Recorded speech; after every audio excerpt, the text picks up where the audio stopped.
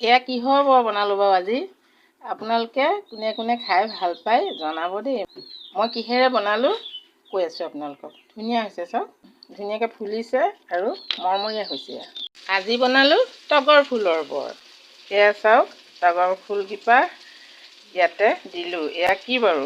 মই কিন্তু ময়দা বা বেচন এইবিলাক একো দিয়া নাই। আটা আছিলে, আটাকে দি দিলোঁ। আটাৰ লগতো বেয়া নহয়।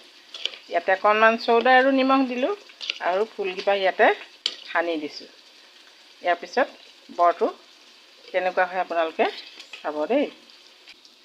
এয়া চাওক, তিনিটা একেলগে দিলোঁ। এনেই এইখন কেৰাহীত হ'লেতো কেইবাটাও দিব পাৰোঁ। চাব দেই, তেল তিয়াই দিলোঁ আৰু মই এনেকৈয়ে কৰোঁ।